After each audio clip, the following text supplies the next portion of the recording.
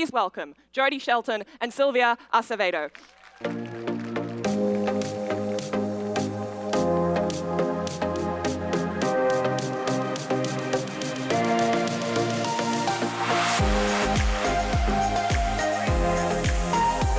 So wonderful to be here. Welcome to Wish.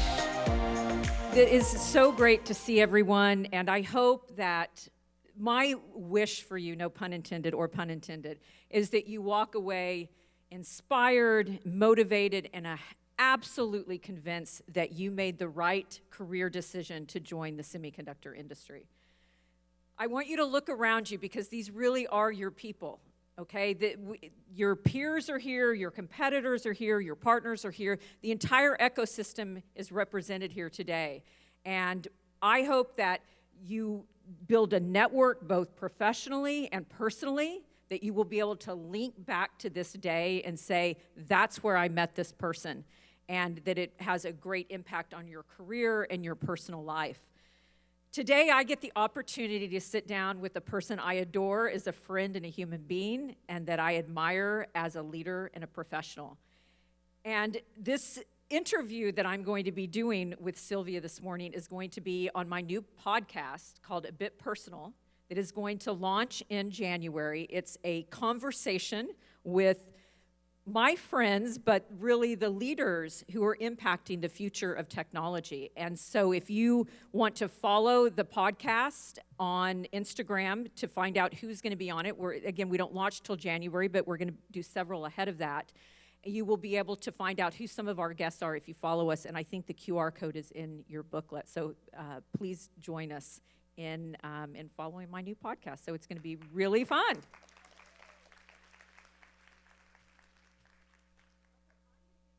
Hopefully my mic is on here, and go ahead and invite Sylvia as I introduce her. Woo!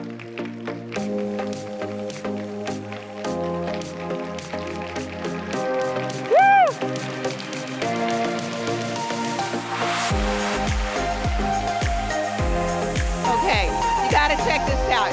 I'm on stage with the amazing Jodi Shelton. I shopped, because what am I going to wear to stand up to her? So what do you think? And I have almost an identical jacket, so that would have been fun. So I am going to get a bit personal with Sylvia Acevedo this morning. She is an engineer, a rocket scientist, an author, and we're very excited that we have her book here for you today, The Trailblazers Playbook. And you will absolutely love it. And for those people listening, we'll provide the QR code so that you can order it off of Amazon. And also, of course, Sylvia is on the board of directors of two of our favorite chip companies, Credo and Qualcomm. And I have to say that, yes, woo, Credo and Qualcomm. I met Sylvia about 3 years ago when we invited her to be a moderator at our event called Board Ready for women who are ready to have their first or second board seat in a public company. She was a huge hit. We became fast friends. She calls me up one day and says, hey, listen, one of the problems with the women in the semiconductor industry is that they're on, these women are on a technical track, they're killing it, they're getting all these great projects, it's wonderful, but if they ever want to pivot, take either a general business track or a leadership track, there really isn't as many opportunities because they don't have the skill set. So we talked about creating a program. Within 9 months, we launched our Executive Accelerator program. We're currently in the first cohort and taking applications for the second cohort. So basically, Jodi and I had a baby. 9 months. 9 months it took. And she kind of underplays it, but Jodi went, and I want another shout out to Matt Murphy and Marvell. He put up his own personal money to start out $1 million to create the first the Executive Accelerator program. Because if you think about it, if there isn't another woman or the leaders that we need here in the U.S. that are creating the state-of-the-art fabs, how are we going to have that unless we have a program? And the WLI, that Tracy and the entire team have created an amazing program. We have some of the people here that are in the first program. I don't know, you guys can wave your hands. I know there's a few of you Yes, here. Yay! talk to them. But really, so that's a really important lesson, and I think Jodi is a great example of that. Think about that. When you're in a position to do something, you have social capital, you have the networks, you make it happen. And you know who to call, you have the vision, you have the drive, you make the connections, and voila, it happens. We get things done. We get things done. We get things done. Yeah, it was a really fun story. And the other thing is that I know Sylvia today because of WLI. Okay, and I don't know if we would have met. We ran in a lot of the same circles. We had a lot of the same network, but I had never met you. I'm not sure I ever would have. And I credit WLI with many of the female friendships and professional relationships that I have today because of WLI. So again, I hope that you all take that away as well. You are completely right. It is an amazing, strong tribe. And as you mentioned, the entire ecosystem of the semiconductor industry is here. Think about it. This is like one of the top global issues in the world, right? And we make it happen.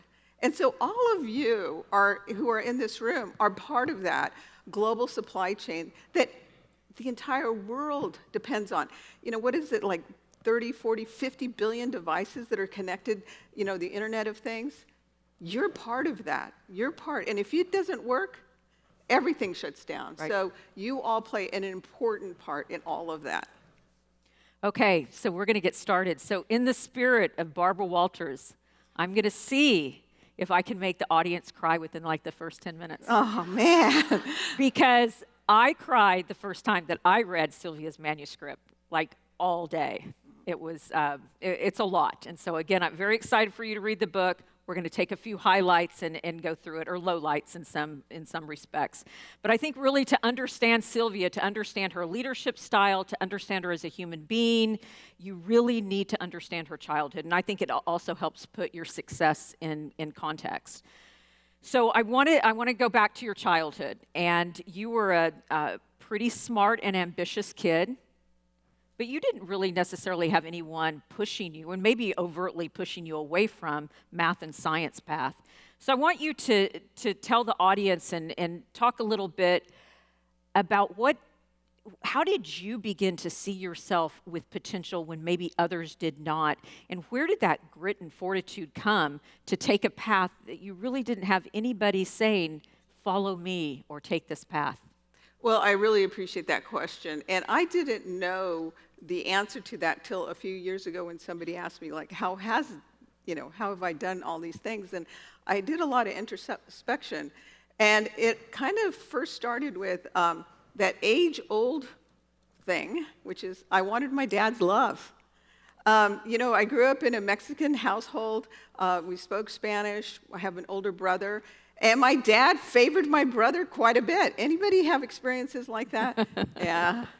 And, so everything I saw that my dad valued, which was like reading and science and math and shooting guns. We lived in the desert in New Mexico. I wanted to do that, and I wanted to be better than my brother, which my brother hated, by the way. So one day, my dad was praising my brother for his report card after he signed it, and then he signed mine. And he didn't say anything, and I thought, wow, I thought I had good grades, imagine what Mario got. And I went and I looked, and he didn't have good grades at all. And I had an epiphany at that moment, is that I could do anything my brother could do. It didn't matter that I was a girl. And that was very important because later on, when I was in Girl Scouts, I earned my science badge, and I made a rocket that finally went up into the beautiful blue New Mexico sky. At that moment, I thought, I could do this. I can do this. And at the time, it was the space race, and there was a lot of effort in NASA and IBM, and I went to the library, and I looked around, and all the images were of men, and they didn't look like me. And I remember thinking, it doesn't matter. What is it that they do? And I'm going to get so good at that I can do that. And so at that young age, I started asking for extra homework from the math teachers. 2 years in elementary school, the teachers gave up and gave me the teacher's guides. Here, go. Like, I can't help you anymore. But I got into that virtuous circle, which is you do something and you get better at it. And because you get better at it, you do more at it because you like it. And then I got so good at it, I became a rocket scientist. So were there people, I think you told a story in your book about a counselor who sort of said, girls like you don't become engineers. Yeah, at that point, when I was young, there were, I think, 3 different mindsets that were so pivotal. One is I had that clarity of what I wanted to do and be, and it didn't matter that there weren't women doing that. I was going to do that. The other one was courage, and I learned that from Girl Scouts, which was you can create opportunity, set your goal, break it up into smaller steps, and when you run into trouble, ask for help. And that's how you create opportunity. And then the third one was conviction. That resilience, that persistence. And I also got that from Girl Scouts, from that important lesson of selling Girl Scout cookies. Never walk away from a sale until you hear no 3 times. And that helped me throughout my career. I'll tell you, a lot of times my bosses didn't like it when they told me no, and I was like, this is just the first no, let's go. But I learned that as a young girl, and that clarity, that courage, and that conviction, so that when I wanted to go to college, the college counselor at the school looked at me and said, girls like you don't go to college. And she was wrong. No educator should ever say that. But statistically, she was correct, but it didn't matter. So what did I do? It was my first no. I walked in and went into her office and sat down.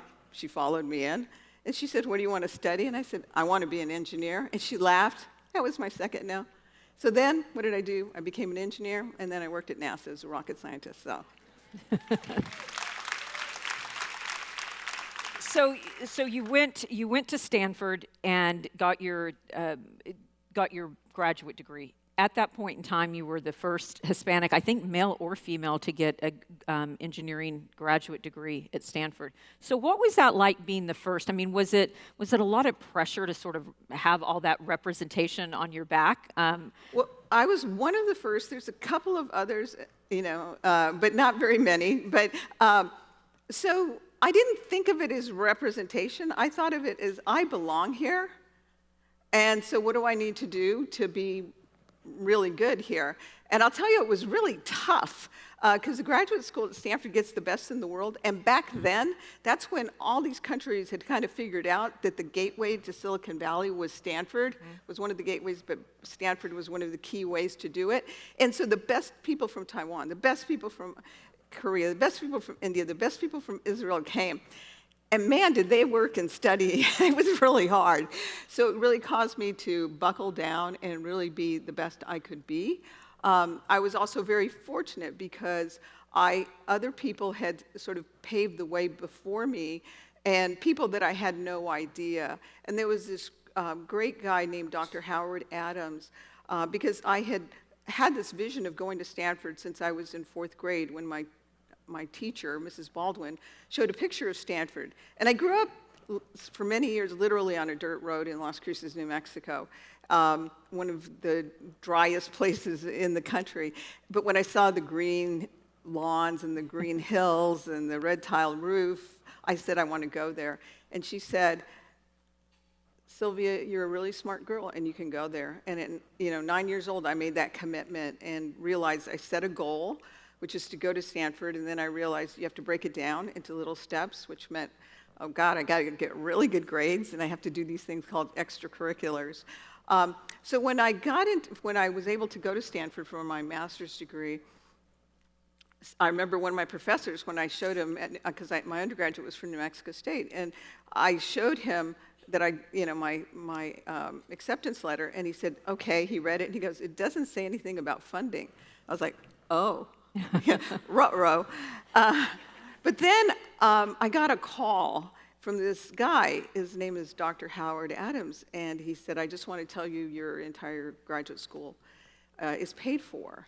And I'm like, who are you? And he said, I'm part of this program, and we give global, for women and underrepresented populations at the very best engineering schools in America. And he said, there's a fellowship waiting for you at Stanford. And I said, well, how did you know I would get in? He goes, I didn't know you, but I knew the promise of you. And what had happened was when he had gone to Stanford, at that time, the person in the engineering applications department said, we're not going to lower our standards. And he said, and Dr. Adams said, I will promise you that one day there will be somebody that gets in, and you will see them, and you will say, oh my gosh, there is a fellowship waiting for them. And he said, you're going to call me.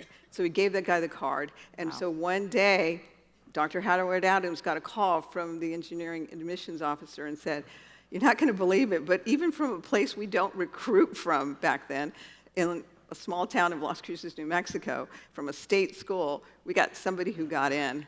And, she got in, doing incredibly well. And so Dr. Howard Adams, and he said, I told you that would happen. And so that's when he called me, and he told me, I didn't know you, but I knew the promise of you. So that was very impactful. Yeah.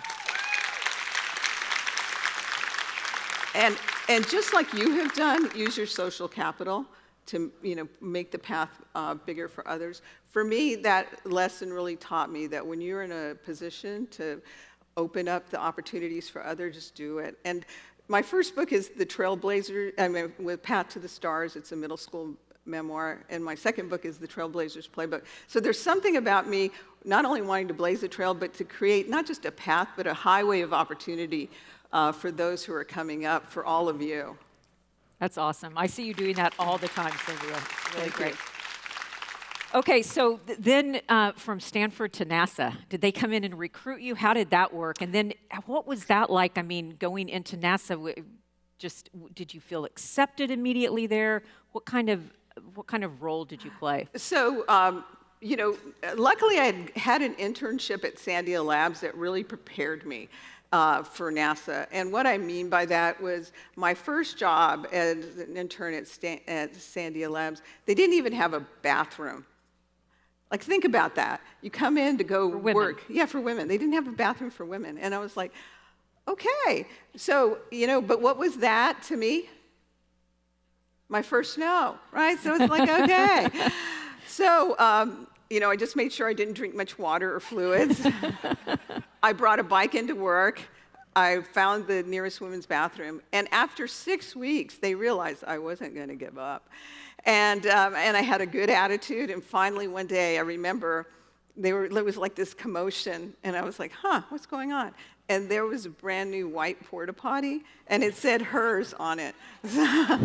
So anyway, that kind of prepared me of that mentality of you got to make it happen. Be really focused on the task, and you've got to have that persistence and resilience. So when I had that opportunity to work at NASA's Jet Propulsion Labs, I worked on a couple of missions, the Voyager 2, and I got in it was like Christmas. For a mission, when you were going by the planet, this is the thing you've been working for your whole life. And I got in right as that was happening, and that was amazingly exciting. It wasn't like now where you could always just stream something. You had to go in, and sometimes the images were coming in at like 2 or 3 in the morning. We brought sleeping bags, slept in the cafeteria so that we could be there when all the data that was coming back from Jupiter, from Voyager 2. And I had a special responsibility to work on Io and Europa, which are a couple of the moons of Jupiter. And then after that, it was like so exciting. And then after that, they said, okay, now you're going to work on, because now as Voyager 2 is going on to its next planet, now you're going to work on another thing called Solar Probe, and we're going to send a spacecraft basically 4 million miles away from the sun, which is actually quite close to the sun. And they said, and that we haven't even developed the materials that can withstand the heat, the radiation to be so close to the sun. So we're thinking this is going to be like in 10, 20, 30 years before it launches. And I was like, man, I'm in a hurry. I don't know about you. So then then everything was happening in Silicon Valley. And there was so much innovation going on in Silicon Valley that I said, you know what, I'm going to flip the script. And I thought, come on, I was a rocket scientist. I have a Stanford engineering degree. How hard can it be? Bum, bum, bum. Famous last words. And so then it was IBM. So how hard was that? Okay, it was incredibly difficult. So back then you created your resume on hard paper, fancy paper stock, and I was confident, come on, I'd just gotten a Stanford degree. All my classmates, they were going to the hot shots at the time, Apple, Hewlett-Packard, Tandem, LSI Logic, man, Intel. I was like, great, this is gonna be so easy. Okay, I bought one pack, 50. Went back, had to buy another package, had to buy another package. And then at that time, I realized, I just wasn't getting called back. So I kind of pulled in everyone that I knew, and somebody got me an interview at a very impressive company. And when I went there, the guy comes to the lobby and he goes, "You don't look like a Stanford engineer." And I was like, oh, okay. So, and back then, there was nothing like this wonderful room that we have with all 1,000 women and men from Wish. So I didn't even get that job. Didn't have much of an interview. I think he just had a cup of coffee with me and like, let's go. So then I just redoubled, and it's sort of like I went to everything. I went to as they like to say, an opening of a postage stamp. I went there, and finally somebody said, IBM is building is expanding its manufacturing facilities on Cottle Road here in San Jose, and it was kind of far away from where the action was. But I interviewed there, and I got a job as a facilities engineer, and nothing wrong with that. But that wasn't where I thought I would be after working at NASA and being at Stanford, because my job was moving people's credenzas and desks. But it was my foot in the door, and I said, it's my foot in the door. I got the job, and then I did what I did my entire life. I just worked really hard. I asked for extra work.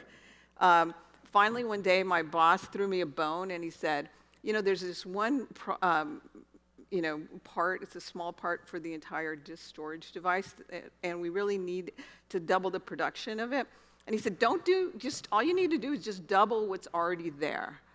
And I was like, okay. He goes, that's it. And so I looked at that, and at the time, we were just implementing CAD, so I spent extra time, and I put everything on CAD, and I did it like the way IBM did it, so perfect. And then I went and asked the line workers at first and second shift. I took to-go sandwich there, and they gave me some really good feedback. So then I redesigned it in a different way. And when it came time to show the big manufacturing team my ideas, they looked at the first one, and I remember the big boss, this guy named Mike Hall. He walks up from the far end of the conference room, and comes over and he looks at the design, because this is a really important component, and he goes, "Yeah, we've always done it this way." And then he looked at the other one, and he studied it, and then he said, "This is innovative. Let's try this." And so we did, and actually production shot up. And what I didn't know was IBM was about to produce create a 765,000 square foot manufacturing space at IBM, and they wanted it to be innovative. So who did Mike Hall choose to be the lead manufacturing facilities engineer? The rocket scientist. Okay, I'll tell you, my cohorts and the other people who'd been there a lot longer, not very happy, but didn't matter. And that was so pivotal for me, because I got kind of free reign to really do innovative things, which we did for that clean room and for the manufacturing space. And they were so innovative, and they did really, production went up as a result of that they brought in the top executives from IBM. And I remember watching my plant manager as he toured them, because I needed to be kind of in the back if they had any questions. And they were all looking at the stuff I had done. And at that moment, Jodi, that's when I had that epiphany that I had been on a technical track, but now I wanted to be one of them. And so I thought, wow, how does one get to be one of them? And I know if I'd asked my family, even though they loved me, they didn't understand the industry, they would have said, "You go, Mija, way to go, we love you." But so I thought, well, I'll ask my boss. And my boss was this guy with a really big laugh, like a guffaw laugh. And so I said, "Hey, I saw the top brass here. I want to be one of them. What do I need to do? And he laughed. He really laughed. What was that? My first no. So I reframed it, and I said, imagine if it were possible. So then he listed a bunch of things that I needed to do. So besides having manufacturing experience, I needed to carry a bag. I didn't know what carry a bag meant. It means sales. He said, you need to do international, you need to do product, you have to run a P&L. I didn't know what P&L was, but I just wrote it down. And then enterprise marketing. And that became my personal checklist. He gave me a map. He didn't know that. But all throughout now, that was sort of like, how do you create? You break it down into smaller things. You make sure you get the right kind of training. And it's really fun for me that now with the WLI Executive Acceleration Program, that's exactly what we've done. We've what are the things you need to get to the very top? Well, you've got to be able to understand how to manage finance. When you've got this kind of, boom and bust kind of industry that's very cyclical, but it's in the billions of dollars, you also have to have the ability to manage supply chains, global supply chains. That means you have to have the relationships, the know-how. You want to obviously understand the technical part. You have to understand the marketing, the go-to-market, because in this industry, being second place is really tough, right? Being first, there's a tremendous value add to that. And so, that kind of mindset of what do you break it down into smaller pieces and go and make it happen. And for me, working with the WLI, when you put the curriculum together, it was spot on. That's what you got to do, because as you get those talents and skills, that allows you to be able to get to the top of the industry. We hear from so many successful women in this industry to simply not take no for an answer. So I love hearing that repeated. Yeah. So at this point in time in your career, you've experienced quite a bit of success at IBM, and then you get an unimaginable phone call about a familial tragedy. And so walk us through what happened on that day, and then we'll sort of talk about what impact that has had on who you are as a leader. Yeah, there's really no easy way to talk about this or to say it, but one day, it was a really weird day, and I knew something was wrong, and I didn't know what it was, but I got a phone call that my father had killed my mom, and then he killed himself. And, that blew apart my world, that blew apart my family's world, and that became my moment. And I think we all have had that moment of before and after. And when I thought in my life, that was the before, and then there was the after. And it was an incredibly difficult moment, as you can imagine. I had a younger sister, Laura, who's developmentally disabled, and who became my person that I became responsible for. And luckily, I had an angel aunt whose actual name is Angelica, and she said, I'm going to take Laura and treat her as my own daughter. But I was financially and emotionally very, very much involved in my sister's life. But it was very, very difficult for me. And if you've ever read The Alchemist's Journey, there's this moment of, wandering in the desert or the very dark night. And I had 15 years of that. Because what happened was, once I got well enough or heal enough to go back to work, I had a lot of anger, and a lot of anger, especially at authorities. And so even though I was doing phenomenally and I kept getting recruited from job to job, it's kind of hard to get promoted if you're angry at your boss and you keep showing up your boss. But I would get promoted from one thing to another. And I really was on this drive. I wanted to get to the C-suite. I even had ambitions to be a CEO. And no matter what I did, I really had amazing success at these companies, but I could never get promoted. And finally, I got to Austin at Dell, and again, I had massive success, introduced a whole new market segment that was the most profitable for the company, and I still didn't get promoted. And at that point, I got some important feedback in learning that I wasn't speaking in the language of leadership. But not only that, I realized that no matter where I went along with it, and that anger was really holding me back. And that anger that had been my fuel now became my wall. And so I was fortunate enough to take some time, and I got a really good trauma therapist. And she really helped me understand and to see the world differently, because when you change the way you see the world you see changes. And that work opened up my heart, and I realized I had much more compassion, much more gratitude. And then and even though I noticed I still had my drive, I was clear. I know what I wanted, conviction. I had the drive. What I was afraid of is that courage part, because I knew to go forward, I had to forgive. And I was afraid to. That pain, that anger that had fueled me for so long. And so I remember doing the work and then understanding that we live what has happened to us, what has happened to our parents, what has happened to our ancestors. Unless it's dealt with, it rings through to us as well. And so I did the hard work, and I remember writing that note to my mom and forgiving her, and to my father and forgiving him, and then to myself and forgiving myself. And when I did that, the world opened up. The world opened up in a way I couldn't have imagined.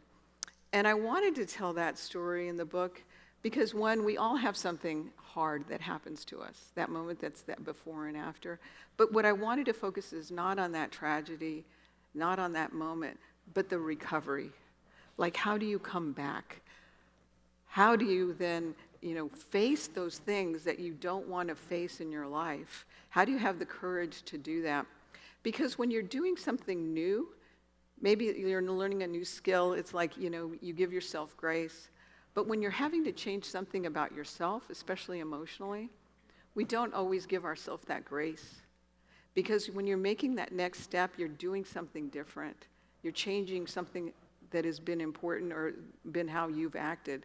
And so to be able to give up that anger and to be able to forgive and to get the other side, that was absolutely transformative for me. And it was a very difficult experience, but I wanted to write it because I want to give people hope.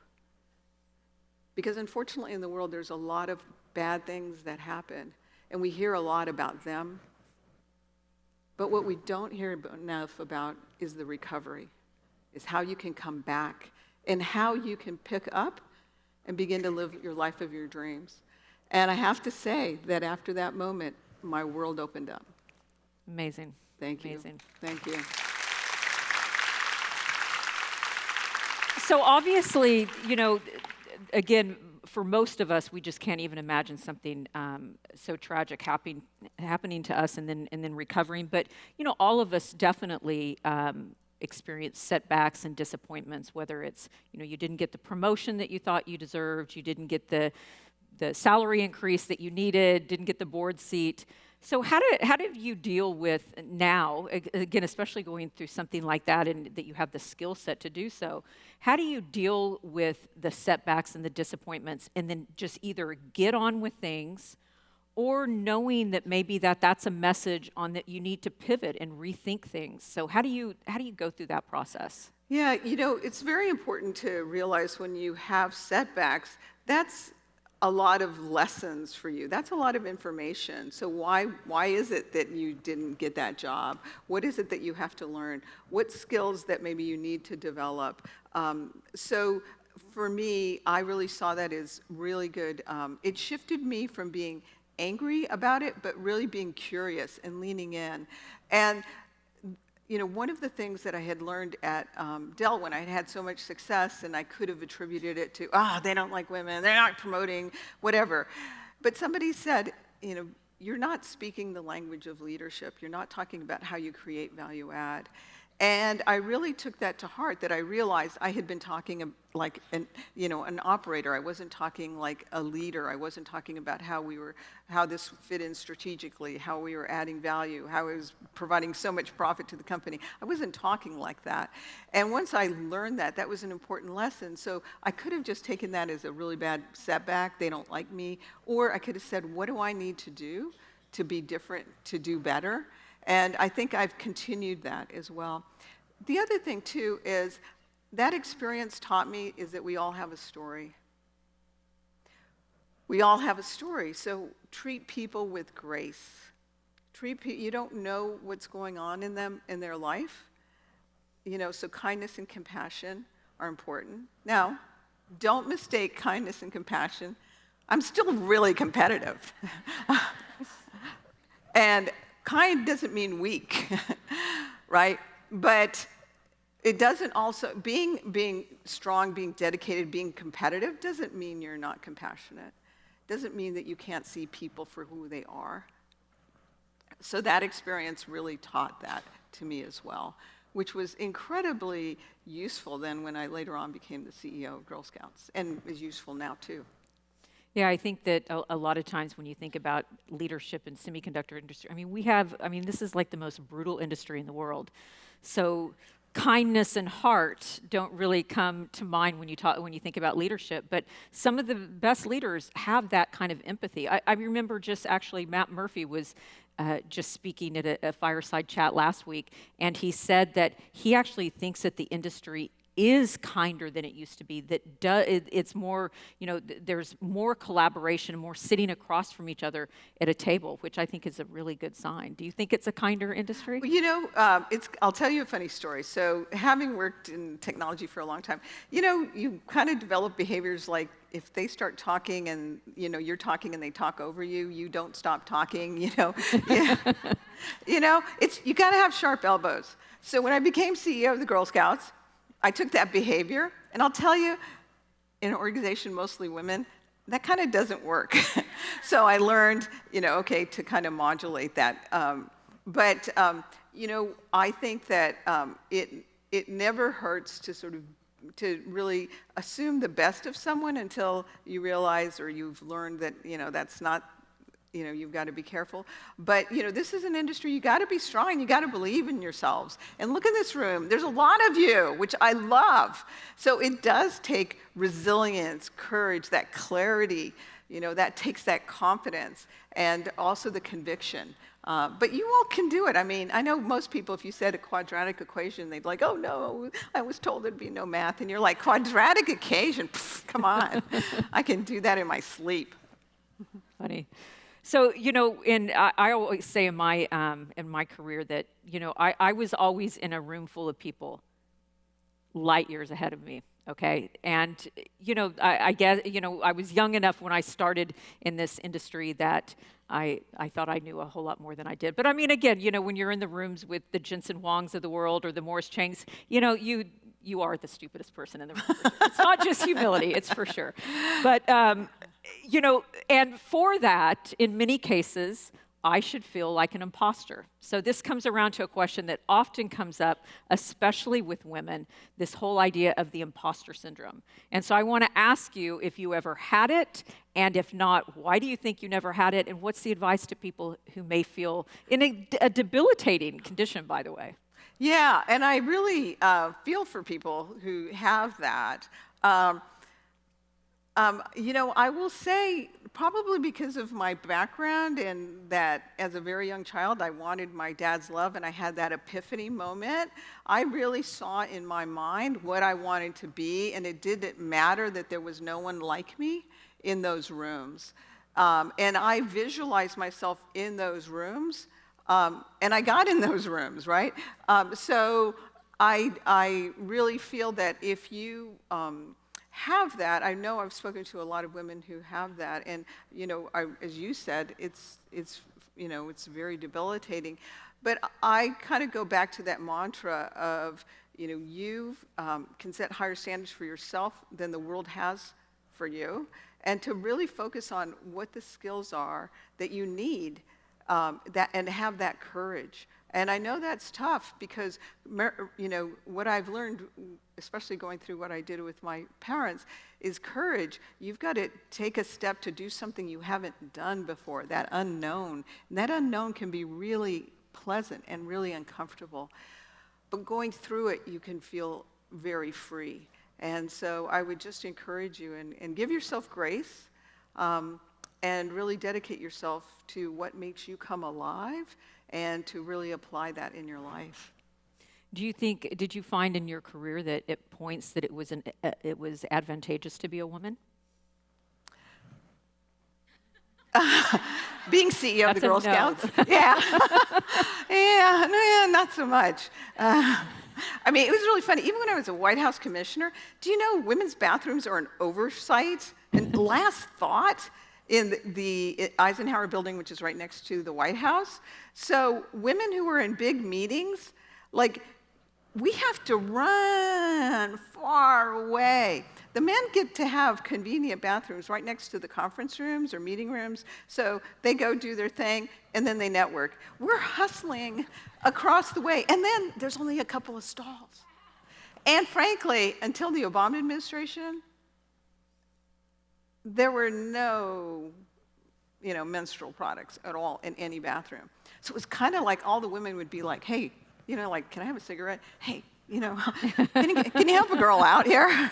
But it was really, so, you realize even in like the highest place, powers in the United States, there were a lot of, you're not welcome here.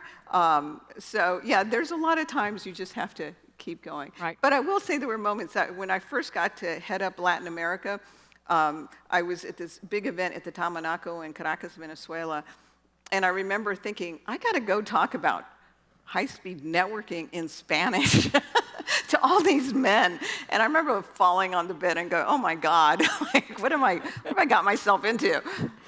Well, I find sometimes that the one advantage that that women can have is that you're often underestimated. Yeah. And that can end up, helping you, I think. Yes, yeah. A lot of times that happens. And, a really good example was actually first in Venezuela, where I was working for a networking company, and we were responding to an RFP for a specific kind of network. And at the time, there was also this brand new FDDI backbone, and they had a really tall building, and I go, this is perfect. So we created two responses to the RFP, and one of them was the traditional way, and the other one was this really new fiber way. There had only been one other fiber network that had been installed in the time, and that was at Microsoft. But guess what? They chose that one. And so then that had this great fiber solution for Pequiven in Venezuela. So then the stock market in Mexico said, well, if you can do that in Caracas, come to Mexico City. And that actually helped the Bolsa de Valores, which is the stock market of Mexico, really join the global economy. But that wouldn't have happened had we not done that. And so one of my competitors ran into me at a hotel, and he said, I want to take you out for drinks. I'm like, yeah. And he goes, who did you sleep with to get those jobs? I was like, I didn't sleep with anybody, dude. I said, I just did two. He goes, you're only supposed to provide one RFP. I said, who says? And he was like, well, who said? No one said just provide one. I'm like, man, it's bad on you. Very good. Okay, of course we're out of time. I knew we were going to be, and I have a million other things to ask you. But let me just end on this note. So, certainly all of us would like to think that we are living a life of meaning, and that can mean different things to different people. But we want to have great careers. A lot of us make sacrifices, leaving our children or leaving our aging parents, and so how does one sort of have a life that they can be proud of, a career that they can be proud of, but not wake up in 10 or 15 years thinking that you sacrificed even something more important, again, whether it was wellness or family or friends? How do you get to a meaningful life? That's an important question. And again, I'll go back to my Girl Scouts. It's one of my mottos, is always leave the campground better than you found it.